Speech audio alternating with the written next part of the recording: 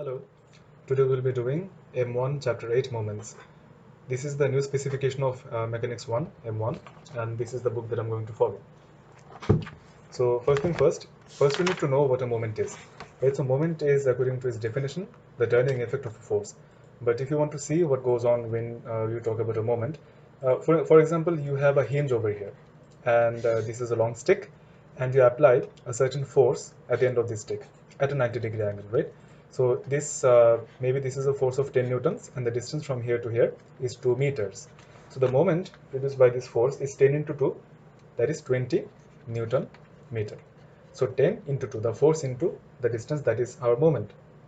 So the thing that you have to keep in mind is that the force has to be perpendicular to the pivot. Okay, the force has to be perpendicular. The line of action of the force has to be perpendicular to the pivot, to say it in technical terms.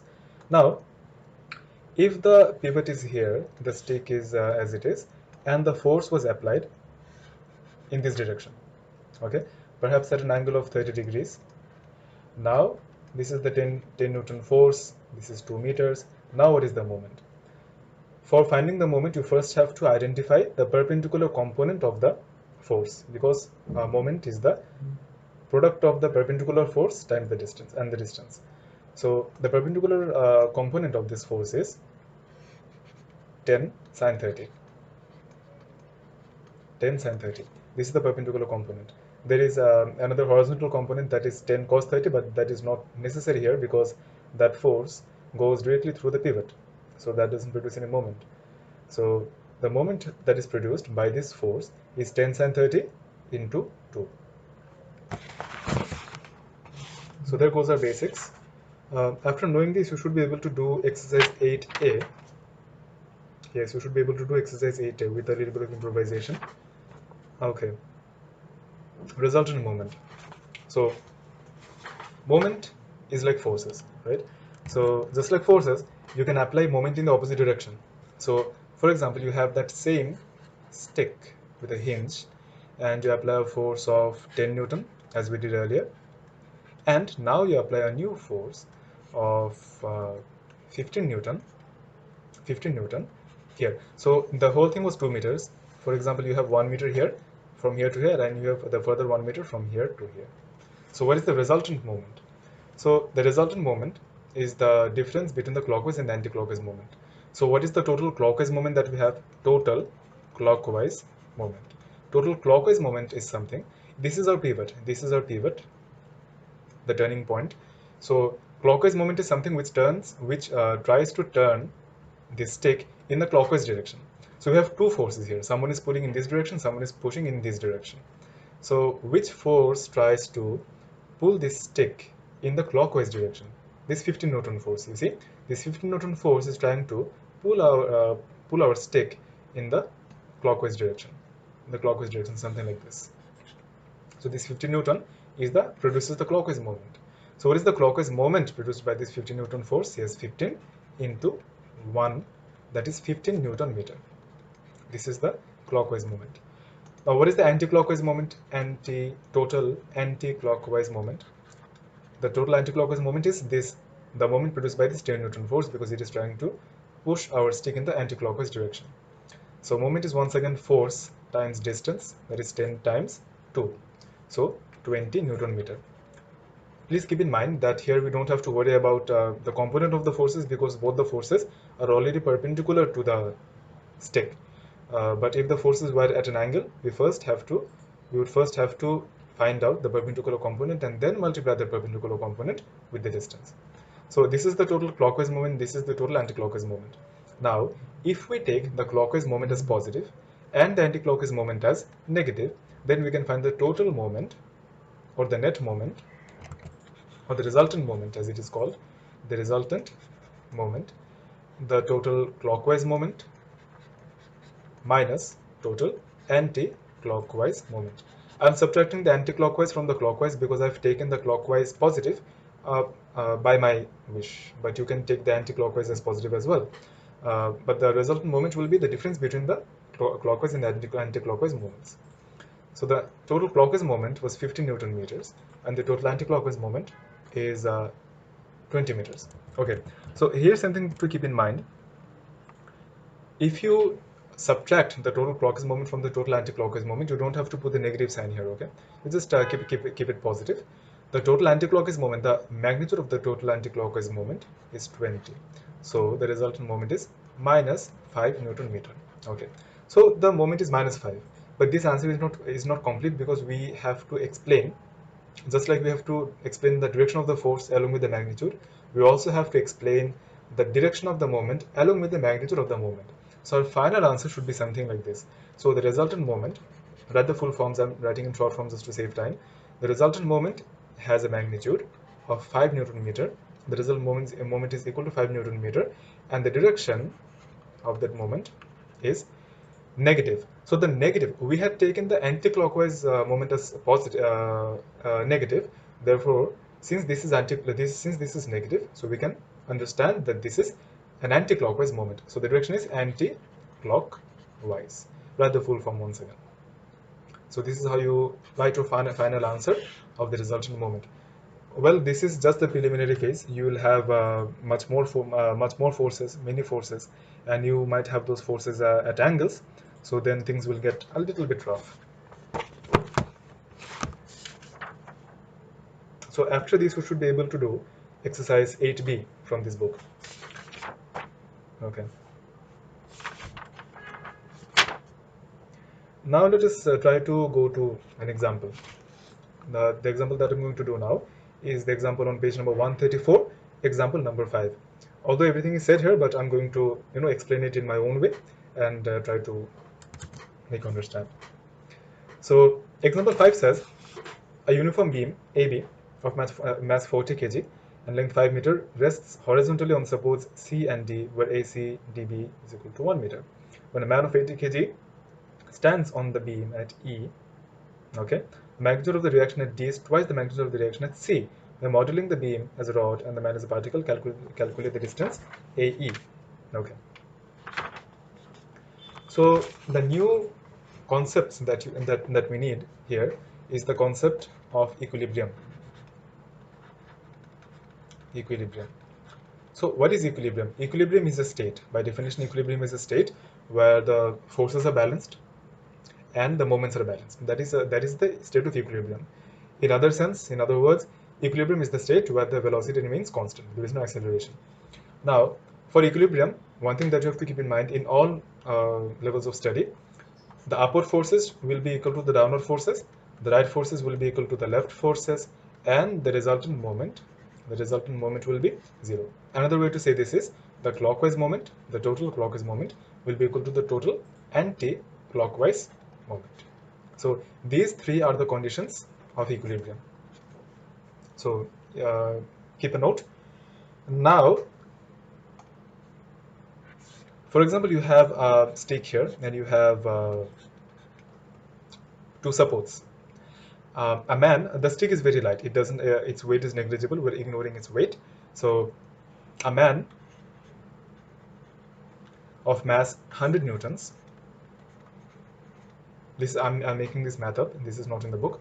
A man of mass 100 newtons. Well, a man cannot be a mass of 100 newtons. A man should be much more heavier. But whatever. Something of mass 100 newtons, weight 100 newtons, is standing in the middle. Okay. Now, the reaction force, we know that reaction forces are the forces that we get as a support so that we don't fall into the center of the earth. So the reaction force from this support, the support A, and this is the support B, the reaction force from this support is 20 newtons. So what is the reaction force from the support at B? This is the question. So let us name this reaction force as X. So we know that for something to be in equilibrium, for the system to be in equilibrium, up is equal to down, left is equal to right, and the total moment is equal to 0. Your first attempt should be to try to find the unknown forces using the up equal to down formula, because as you have seen in the previous example, finding moment is more difficult than just equating the upward forces and the downward forces.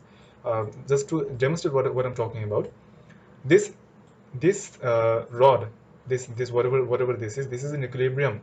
So the upward forces is equal to the downward forces. The upward forces are 20 and X, and the downward force is 100. We have only one downward force, that is 100. So our X, the reaction force at B, turns out to be 80 newtons. So this was much more simpler. If you had taken the moment about A, you could still do the math, but you had to multiply 100 times the distance, x times the distance, and things would be a bit more lengthy. So always try to solve the math using the up equal to down formula. Now, this is the concept that we're going to need.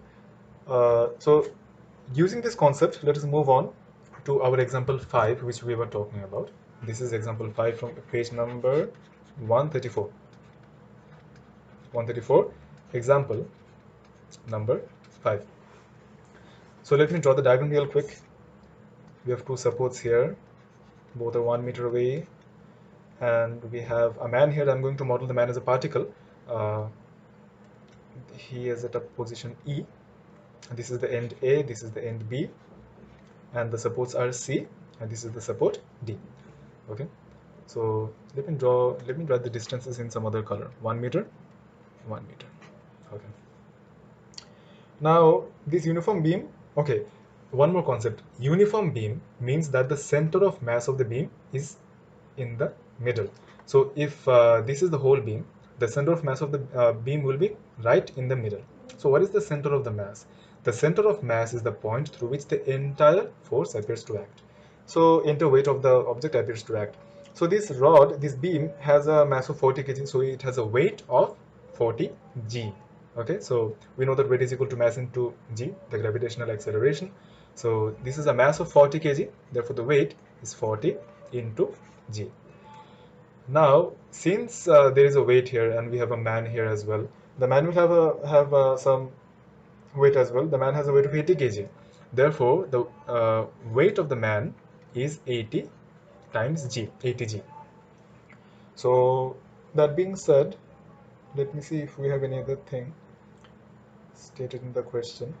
The magnitude of the reaction at D is twice the magnitude of the reaction at C.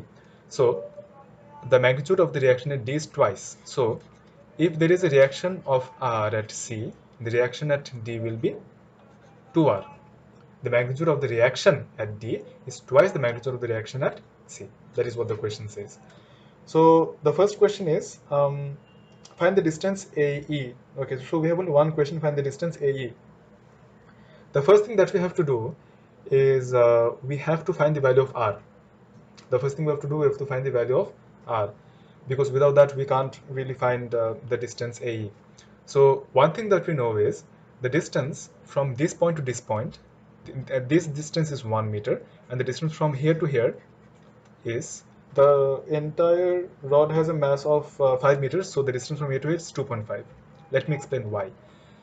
This is a uniform rod, therefore the weight of the rod acts at the center of the rod. So the center of the rod is where? At a distance of 2.5 from this end. Therefore this is where the weight of the rod is acting. Now, although this is not necessary in our current calculation for finding the value of R, but keep this in mind. So first, we can find the value of R using up equal to down formula. I've told you to try to find the unknown values using the up equal to down formula before taking the moment, because this is simpler.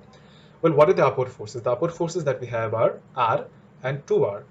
So R plus 2R, those are the upward forces. And what are the downward forces? The downward forces are 40G and 80G. These are the downward forces. So 40G plus 80G. So if you solve, we can keep G as it is because it is a constant. We can substitute it later. So the value of R turns out to be 40G. So this is the value of R. Now we have to find the distance AE. Let us take the pivot at C. Let us take a pivot at C. I'll tell you what is the meaning of taking the pivot at C. See, if you take the pivot at C, the total clockwise moment will be equal to the total anti-clockwise moment, because this beam is in equilibrium. So you're going to write, since the beam is in equilibrium, I'm writing the short form, the total clockwise moment will be equal to the total anti-clockwise moment. So what clockwise moments do we have? So if you're standing here, if your pivot is here at C, the clockwise moments are produced by 40G and 80G. and the anti-clockwise moment is produced by 2r. Okay, the moment produced by this r is 0. Why? Because moment is equal to force times the distance, and the distance of the line of action of this force from the pivot is 0. Okay, so this this force r does not produce any moment. As a rule of thumb, if a force passes directly through the pivot, then the moment of that force will be 0. Okay, total clockwise is equal to total anti-clockwise moment. So total clockwise moment will be given by these two forces. The first clockwise moment is 40g force times the distance. What is the distance from here to here? Okay, the distance from here to here is 2.5. The distance from here to here is 1. The distance from here to here, from this point to this point, this distance is 1.5. Short. The distance from here to here is 1.5. Therefore 40g into 1.5. Okay, there is one other force that produces clockwise moment for us, that is this 80g. However, we don't know the position of this man from the end, so let us take this distance from point A to the man as x. So this is x, the distance x. Total anti-clockwise moment. So the force producing anti-clockwise moment is 2r. We only have one force that is producing the anti-clockwise moment. So 2r, we know the value of r, by the way. The value of r was 40, so 2r, which is 240g, into the distance from our pivot. So what is our pivot is at C. So the distance of 2r from C should be, okay, so the entire thing has a length of 5 meters. The distance here is 1 meter, so the distance from here to here is 4 meters, and if you subtract this, the distance is 3 meters. So 3. Here you know all the other, everything except the value of x. You know the value of g as well, 9.8. Therefore the value of x should be AE 3.2. Okay, no, this is not 3.25. The distance from A is 3.25. The distance from C should be, I think I have to calculate it by myself. Hold on.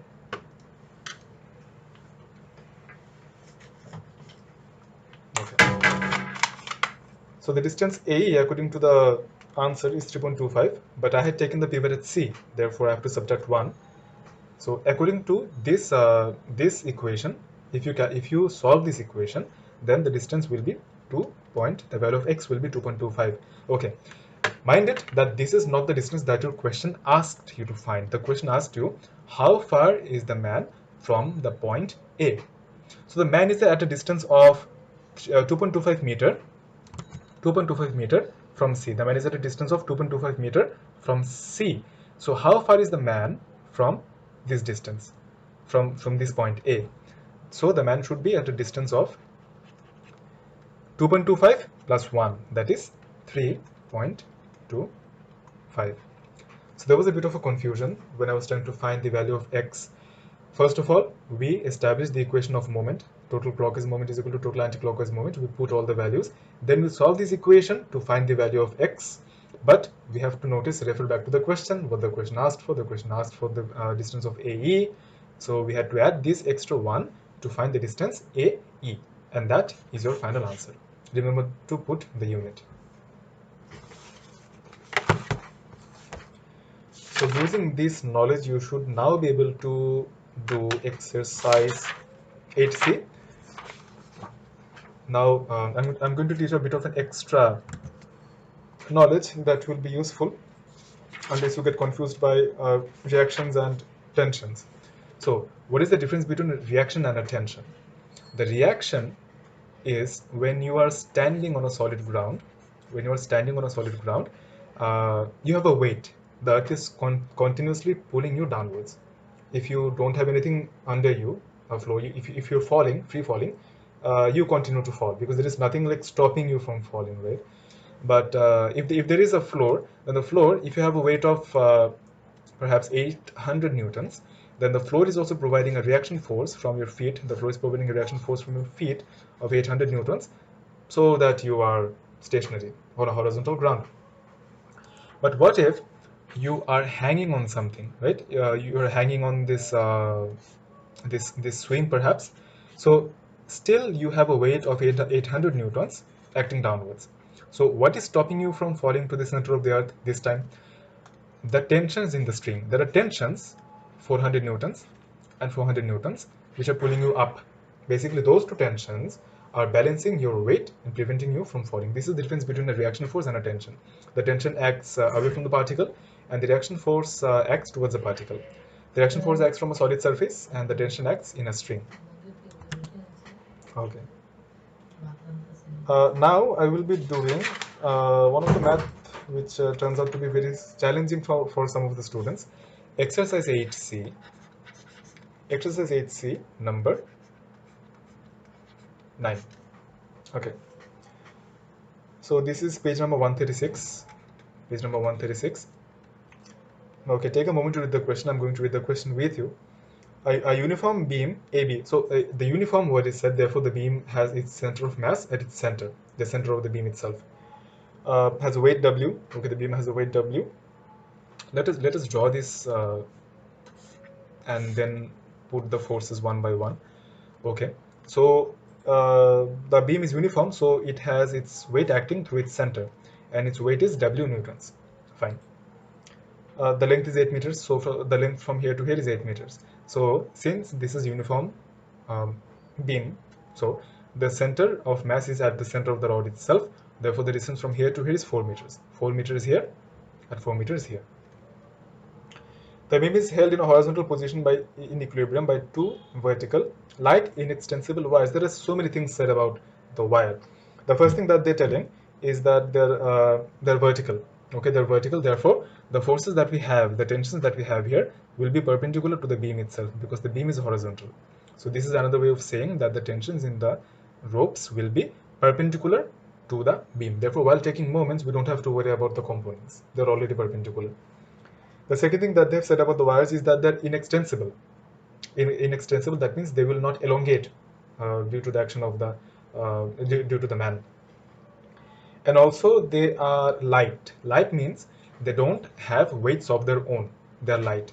We don't have to consider any weight from those wires. Okay, attached to the beam at positions A and C. So these positions at A, and this is the position C. When AC is equal to 4.5, so the distance from here to here is 4.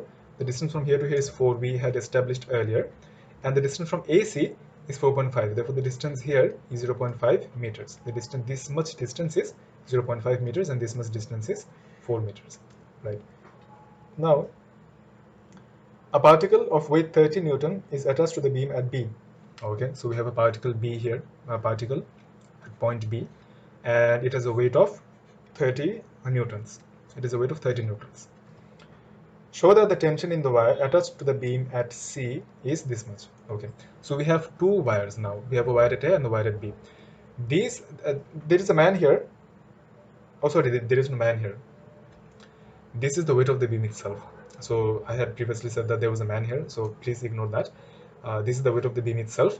So there is the weight of the beam. We also have a particle on this beam. So all these things should be trying to pull the center system downwards, right? So what is preventing the system from falling down? There are two supports, one at A and one at C, which are pulling the entire system upwards. Okay, so the tension at A, this could be TA, and the tension at C could be TC. These are preventing this beam from falling down, right? So they have told us to show that the tension at C is this much. So we have to find the tension at C.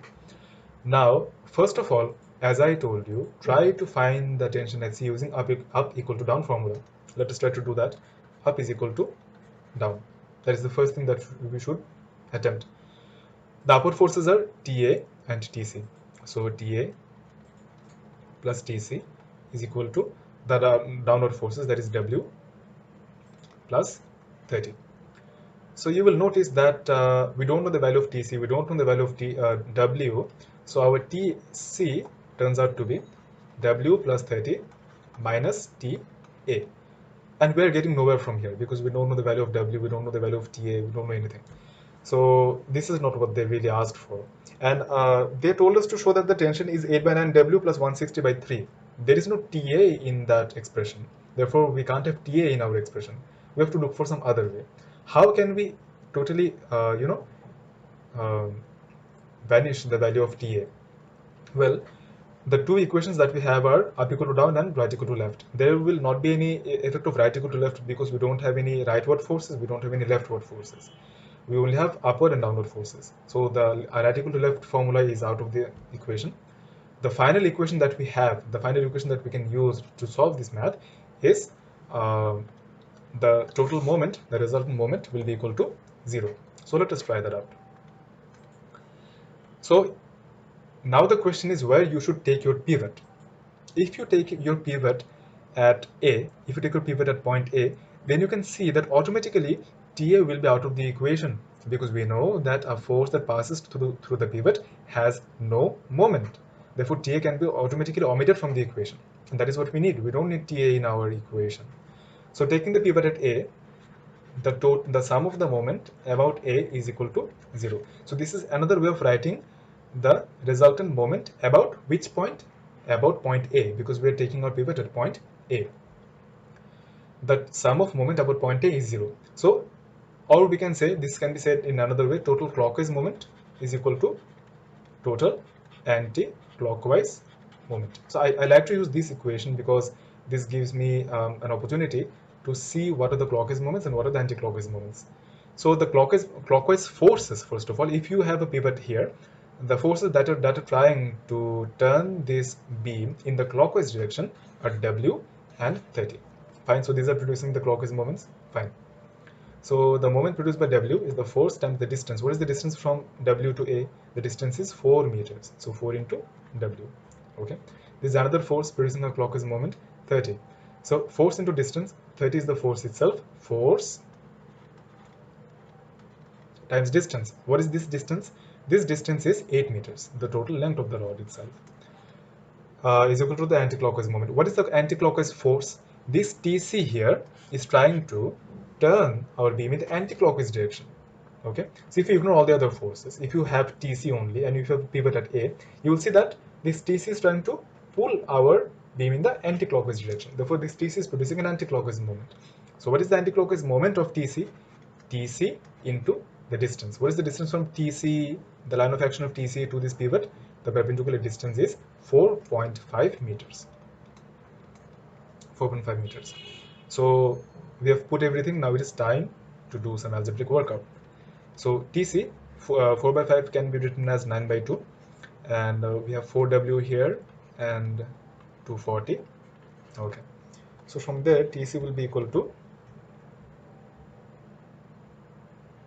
8W by 9 plus 2 into 240, that is 480 divided by 9. So let us see if this is the answer. Okay, so 480 divided by 9 in the next step. 480 is W by 9 remains as it is. 480 by 9 can be written as 160 divided by 3, and this entire thing is in Newton. So we have shown that the tension in C, in the rod C, is this much. We have shown. So we are done with our part A. So please take a note of this part. I'm going to erase it and move on to the next part.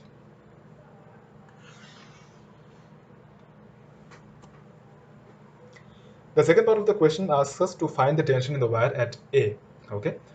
So the good news is we now know the tension at wire C. The tension wire C is 8W by 9 plus 160 by 3. This is the tension at wire C. Now we can use the up equal to down formula.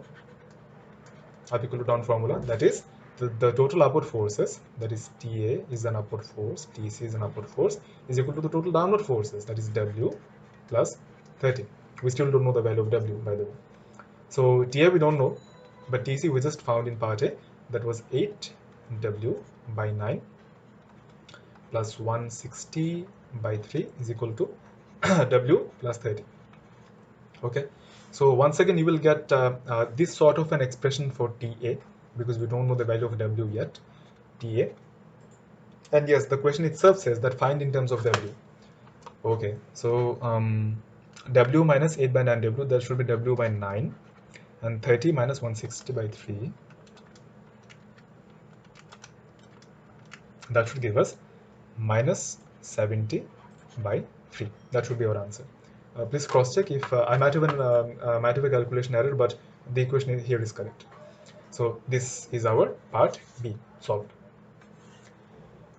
Given that the tension in the wire at C is 12 times the tension in the wire at A, find the value of W. Okay, so we have to find the value of W, but first let us try to establish the equation. So from the given information, they're saying that the tension in the wire at C, so tension at the wire in the wire C, that is TC, is written as an equal to sign. The tension in the wire at C is what? Is 12 times. 12 times of what? 12 times the tension at wire A, TA. So the tension at the wire C is 12 times the tension at wire A. Find the value of W.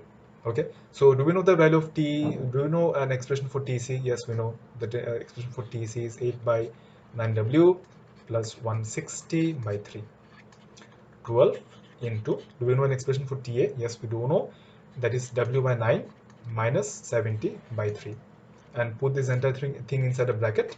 And in this equation, the only unknown that you have is the value of W. So you can find out the value of W. Let me see what the value of W turns out to be. Minus 160 by 3. Okay. 8 by 9 minus 12 by 9.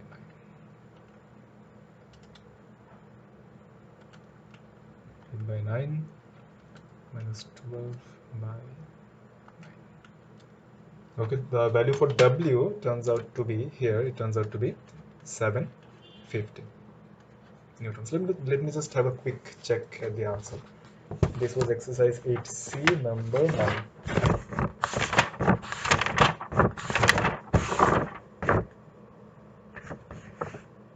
Yes, the value of W is 750. So the answers are correct. Yes, now you should be able to do the rest of the math from exercise 8C. So till now we were talking about rods which are uniform. That means the center of mass of the rod will be at the center of the rod itself. Okay. But there could be situations where the rod is not uniform. That could be due to the composition of the material inside the rod. Okay. So for understanding this concept, we're going to do example 7 from page number 137. So please go to page number 137, and we're doing example number 7. Okay.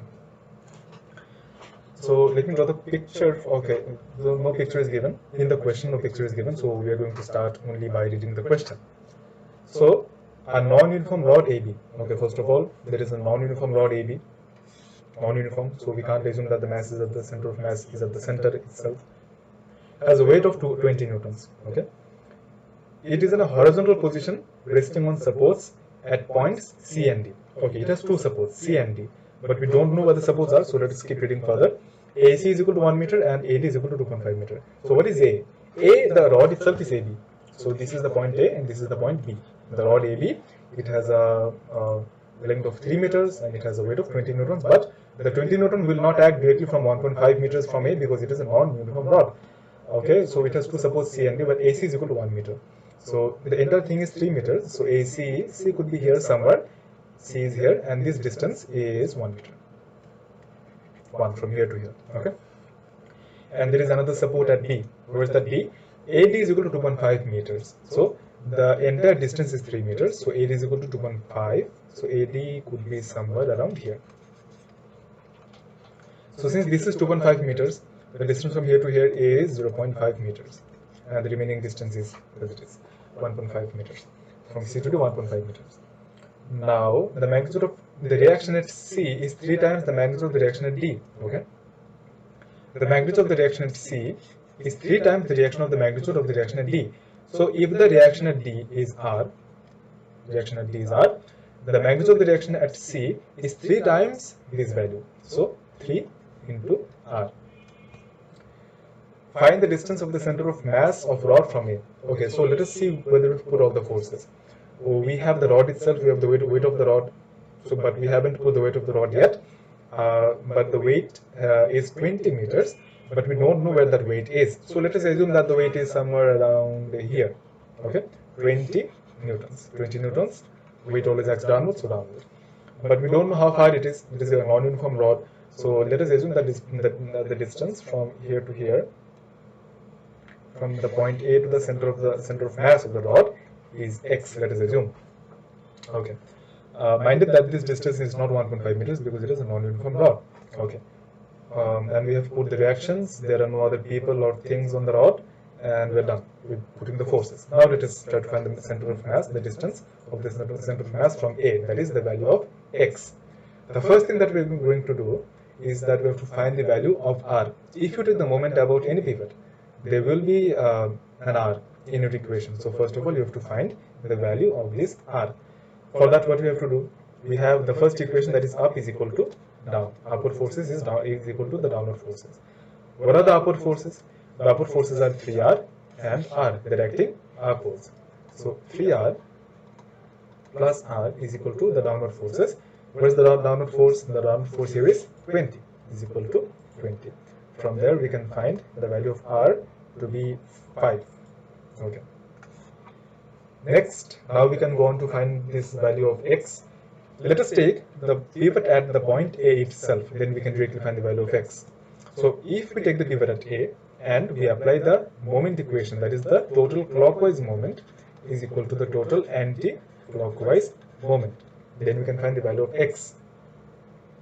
So what are the forces providing clockwise moment? The force providing clockwise moment is this force 20, because if you have a pivot, if you have a hinge here at C, and if this is a beam, if you ignore the other forces, this force 20 is trying to tilt our beam in the clockwise direction. So this 20 produces a clockwise moment.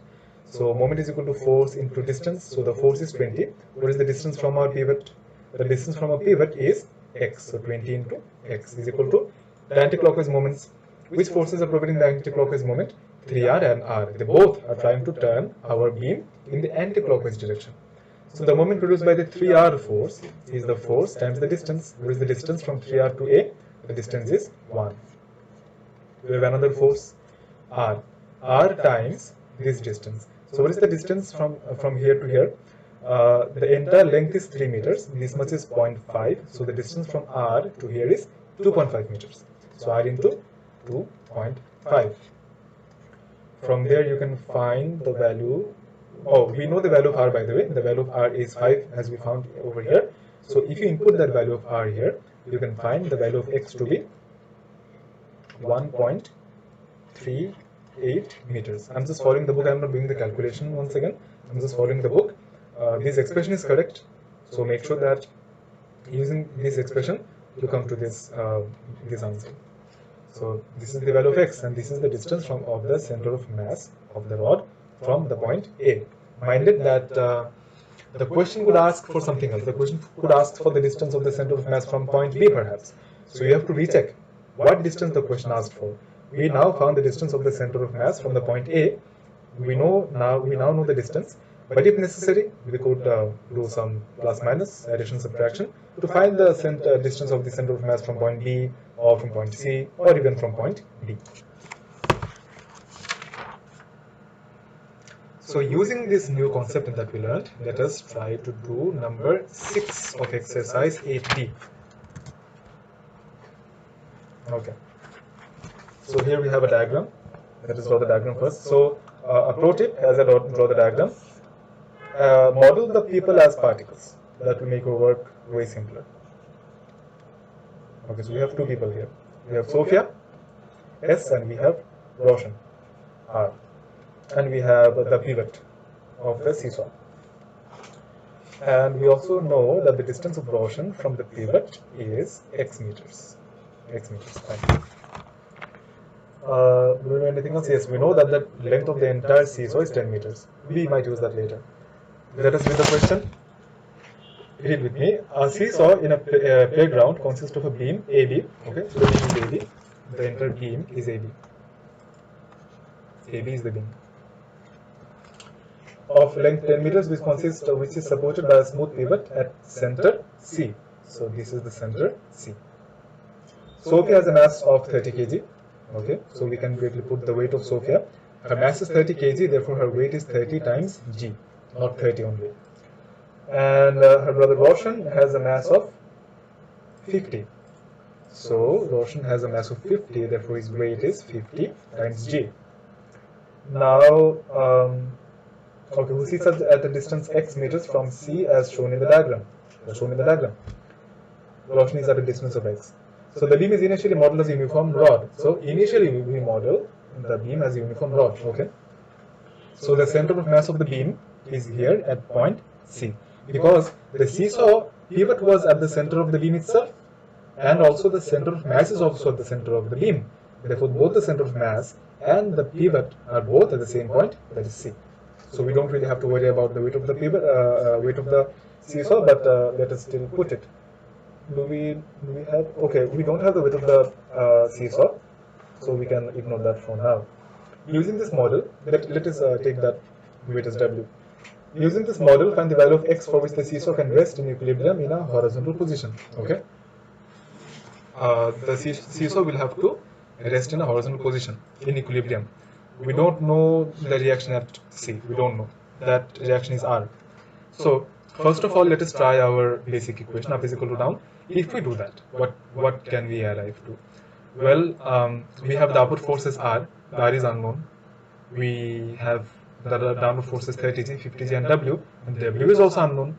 And nowhere in our equation, up equal to down, we have x. But x is the thing that we have to find. So the equation up equal to down is not applicable here. So we can't use the equation left is equal to right, because we don't have any left force, or we don't have any right forces. So the only equation that we have to use here, the only equation that we have left, is the sum of the moment is equal to 0, or as I like to call it, total clockwise moment is equal to total anti-clockwise moment, right? So the total clockwise moment, what are the, okay, first of all, you have to decide your pivot. If you have your pivot here at S, if you have a pivot here at A, you have to deal with R and W, since they don't pass through the pivot. But we don't know the value of R and W, so we can't take the pivot at point A. In order to eliminate R and W from our equation, let us take the pivot at point C itself. Then we don't have to worry about R and W, because the forces passing through the pivot don't produce any moment. Therefore, we don't have to worry about the values of R and W.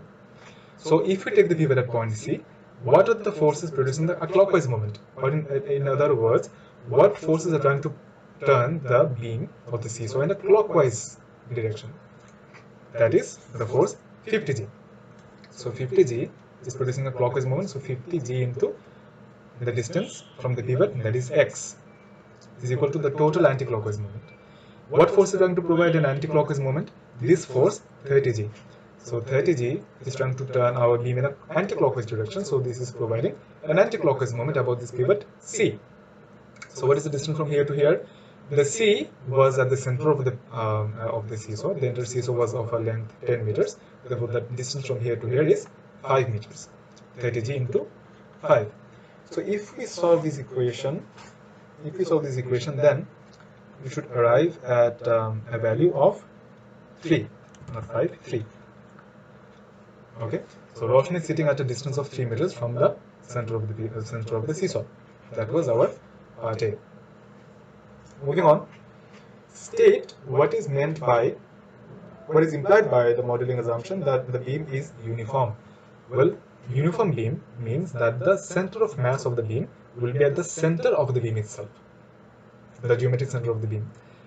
Repeating, the uniform means the center of mass of the beam will be at the geometric center of the beam itself. So for these modeling assumptions, you should see chapter number 1.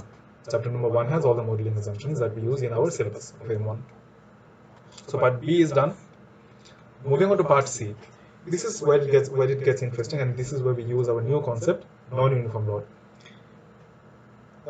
Roshan finds that he must sit at a distance of 4 meters from C for the seesaw to rest horizontally in equilibrium. The beam is now modeled as a non-uniform rod of mass 25 kg. Using this model, find the distance of the center of mass of the beam from point C.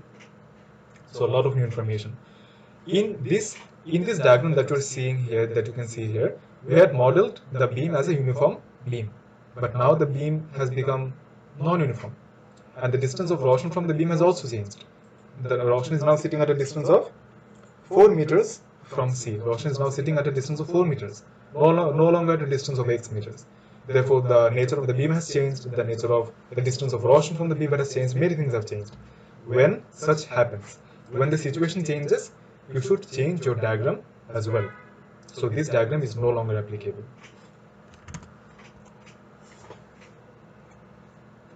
We're doing part C. So now we have to draw a new diagram. Okay. So the basic things are the same. We have a seesaw AB, and we have a pivot here at C at the center of the seesaw. The total length is 10, and it is at the center. So this is 5 meters. This is 5 meters. Right. Now we know that Roshan here is sitting at the distance of 4 meters. So Roshan R, he's sitting at a distance of 4 meters from C. So this distance here, from C to here, this distance is 4 meters. And Roshan has a mass of 50, so this is 50 g, his weight. And Sophia is sitting, okay, Sophia is sitting where she was sitting previously. She's sitting here. She has a mass of 30 kg, so 30 g is her weight. Okay, but now we have the weight of the seesaw. We have the weight of the seesaw as well, but we don't know whether that weight is acting through, because now we are modeling our seesaw as a non-uniform beam. So we can't just assume that the weight of the beam is passing through the center. We can't assume that. So the weight of the seesaw, the mass of the seesaw has been given as 25. Therefore, the weight is 25 g. The weight of the seesaw, this is the weight of the seesaw, 25 g, but we don't know the distance. So let us assume that the distance from Sophia, here Sophia is sitting, let us assume that the distance of the center of the beam, the center of mass of the beam from Sophia is y meters. X we have already used in part A, therefore we are using y over here, but you could just use x. There is nothing hard and fast rule about it.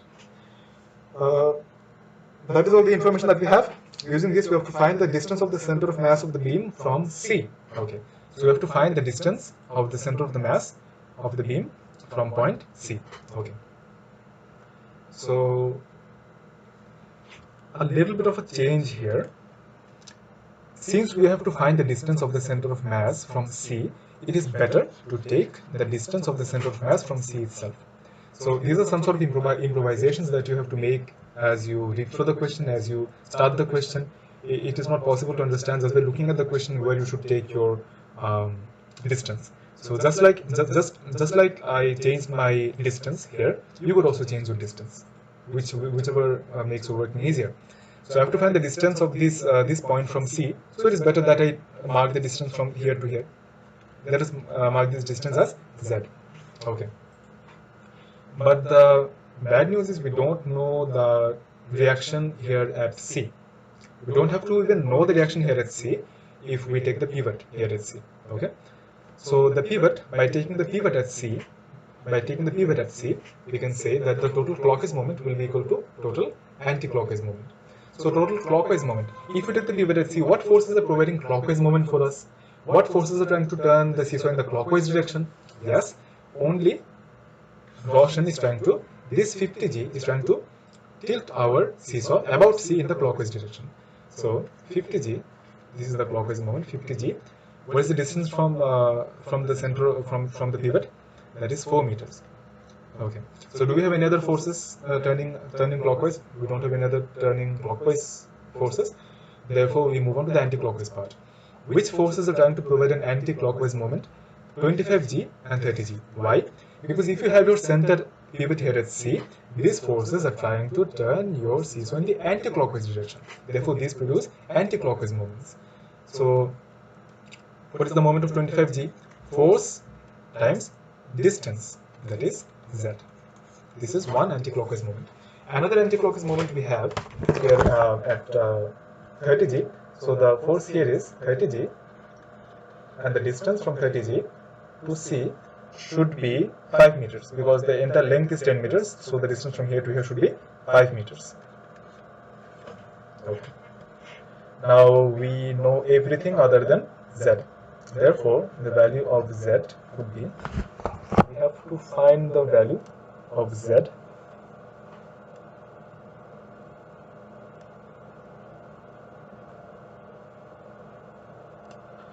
the value of z will turn out to be 3 meters. Now you should read the question and see whether this is the distance that they wanted or not. They told us to find the distance of the center of mass of the beam. They told us to find the distance of the center of mass of the beam from the point C. Yes, from the point C. Oh, by the way, this is not 3 meters, this is 2 meters. This is 2 meters. Okay, so z is 2. So there is a positive value of 2, which means our assumption that the center of mass is on this side is correct. If this value of 2 turned out to be negative, then then we could conclude that the center of mass lies on the opposite side of C. Okay, so the value of z is 2. Therefore, we can conclude that the center of mass of this seesaw is at a distance of 2 meters from C. In which direction? In the leftward direction or towards Sofia.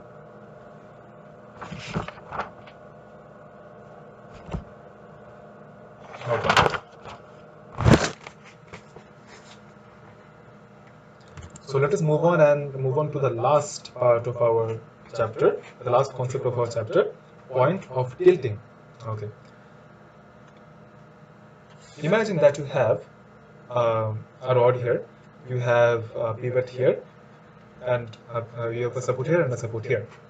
This is the support A and this is the support B. And you are providing a downward force here. You are increasing the amount of force, you are increasing the magnitude of the force, such that at one point this rod starts to turn about the pivot B. Okay, so this is what will happen, right? If you keep increasing the force, at one point the bar will turn and it will lose contact with the support A. So let us magnify this 1,000 times and see what happens. See, this was our support A. This was our support A, and this was our beam. This was our beam, and this is our magnified picture. So if you keep increasing the force, at one point the beam will lose contact with the support. So at one point, if you see very closely, there is a gap between the beam and the support. We know that reaction force only acts when there is a contact between the two solid bodies. But if there is no contact, will there be any reaction force? Therefore, the reaction force here is 0. That is why whenever a bar is turning, whenever a bar is losing contact with the support, the reaction force at the support is 0. Repeating, if the bar is about to tilt about B, if the bar is about to tilt about B, then the reaction at point A becomes 0. Let us apply the concept of tilting in this example. We're going to do page number 139, example number 8. So read the question with me. So let me draw the diagram so that we can fill up the information as we read through. C, D, the distance here is 2, the distance here is 9, and the distance here is 5. Okay. A uniform beam, okay, fine. So the beam here is uniform. We no longer have a non-uniform beam. A uniform beam of mass 45 kg. So the beam is uniform, the mass is 45, therefore we can assume, we can't assume, we know that the weight is acting through the center of the beam because it is a uniform beam. So its weight 45g is acting through the midpoint. So the length is 16 meters, therefore it is acting at a distance of 4 meters from this point. So this point is, by the way, this point is A and this point is B. Now AC is 5 meters and CD is 9 meters. CD is 9 meters, that we know. When a child sits at A, so we have a child at A, okay, the beam is on the point of tilting about C. The beam is at a point of tilting about C. We don't know the weight of A. Okay, we have to find the mass of the child. So yes, here, the weight of the child. Now, the beam is about to tilt about C. So the child is heavy in such a way that the beam is about to tilt about C. So if this is C, if this point is C, and if this is the beam is about to tilt about C. The beam is about to tilt in this direction. Therefore, this contact D that we have here, this support is about to lose contact with our beam because of the turning. Okay. Since the beam is about to turn about C, therefore the reaction force at D, the reaction force here at D is equal to 0. Why? We just explained a while back. Now we don't know the reaction force at C, so let us take our pivot at C itself. Let us take a pivot here at C. So taking the pivot at C, our formula, up equal to down will not work, left equal to right will not work, we don't have left right forces, but we can take moment about C. The total clockwise moment will be equal to the total anti-clockwise moment, what the full forms in our answers. So if C is our pivot, which forces are providing the clockwise moments? 45G is providing a clockwise moment.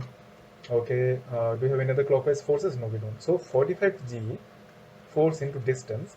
What is this much distance? We know that 45G is the center, is acting through the center of the beam, since this is a uniform beam. So this much is this is 16 meters, so this much is 8 meters. So if the whole thing is 8 and this much is 5, then this much must be 3. So 45G into 3, anti-clockwise moment. So if this is our pivot, R0, this is providing an anti-clockwise moment. So this is another force, but R has a magnitude of 0. So 0 into this distance, which is 9, plus this W here, this is also providing an anti-clockwise moment. It is trying to tilt our beam in an anti-clockwise direction. Therefore, W into the force into distance, so W into 5, the distance from the pivot, 5. From there, we can get the value of W to be 27 G. Now, this is the weight of the child, but they told us to find the mass of the child. We know that weight is equal to mg, so weight can be written as mg. Mg is equal to 27 G. Now, we want to find this mass, which is the m. So, m is equal to g cancels out, m is equal to 27. Therefore, the mass of the child is 27 kg. This is the mass of the child. Okay, so this was a question regarding the reaction forces.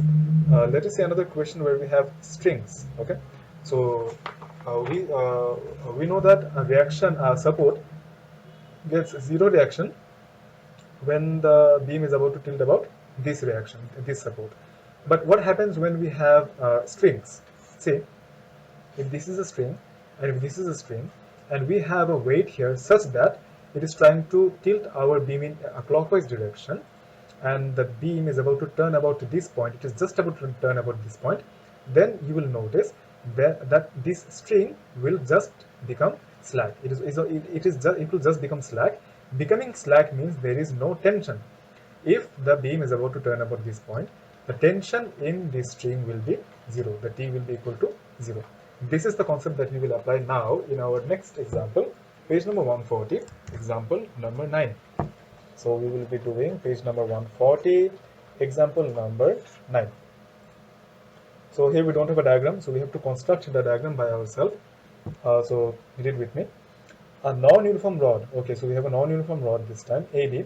So we have a rod AB, this is non-uniform. Okay, it has a length of 10, a weight of 40, but we cannot put the weight 40 in the middle because it is a non-uniform rod. It's suspended from a pair of light cables attached to C and D. Okay, fine. It is attached to 2 light cables. Light means the cables don't have any weight. We don't have to consider the weight of the cables. There are 2 cables, C and D. Now, where is C and D? AC is equal to 3 meters. Okay, so the whole length is 10. AC is equal to 3 meters. So we have a rope here, rope wire here at C, and AC is equal to 3 meters. And BD is equal to 2 meters. So the distance of D, another point where we have a wire, from B is 2 meters. Fine. Now, when a weight of 25 Newton is hung from A, the rod is on the point of rotating. Okay, at the distance of the center of mass of the rod from A. So we have a mass here. We have a weight of 25 Newton. The weight here is 25 Newton. When this weight is put here, the beam is on the point of tilting. So if we put a weight here, by your common sense, try to understand about which point will the beam tilt. So the beam will definitely tilt about this point C. Here we will have the pivot, and this string will become slack. Therefore, the tension in this string will become 0 because the beam will just tilt about C. So the tension in D will become 0. We have to find the center of mass. Okay, so we haven't put all the forces yet. We have to put the tension here in this rod, T, tension T. We don't have to put TC because TD is already 0, so we don't have to put TC. And we have to put the weight of our beam. Our beam has a weight of 40 newtons, but we don't know where that center of mass is because this is a non-uniform beam. And now we have to find the distance of the center of mass of the rod from A. Okay, fine. This is 40, and we have to find the center of mass of the rod from point A. We don't know the value of T, but we can eliminate T from our equation by taking our pivot on this point itself, because we know that when a force passes through pivot, then there is no moment of the force about that pivot. Therefore, if a pivot is at point C, then the sum of the clockwise moment will be equal to the sum of the anti-clockwise moment. So if C is our pivot, which forces are providing the clockwise moment? This 40 Newton, this is providing a clockwise moment. It is trying to tilt our beam in a clockwise direction about point C. So 40 into moment is what? Force into distance. So let us assume that the distance from here to here is x. We don't know the distance because it is a non-uniform rod. So 40 into x. Anti-clockwise moment. The forces providing anti-clockwise moment are this 25 is trying to tilt our beam in the anti-clockwise direction. So 25 into distance, which is 3, plus this t equal to 0, this t which is equal to 0, 0 into this distance. So the distance CD, the whole length of the beam is 10, this much is 3, 2, so CD is equal to 5. The whole thing is equal to 0, so it doesn't matter anyway. So from there we can find our value of x. So our value of x we have to calculate.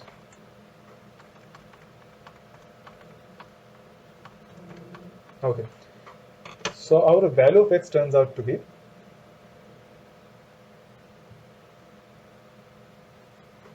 just a minute. Okay. So x is equal to 1.875. Okay.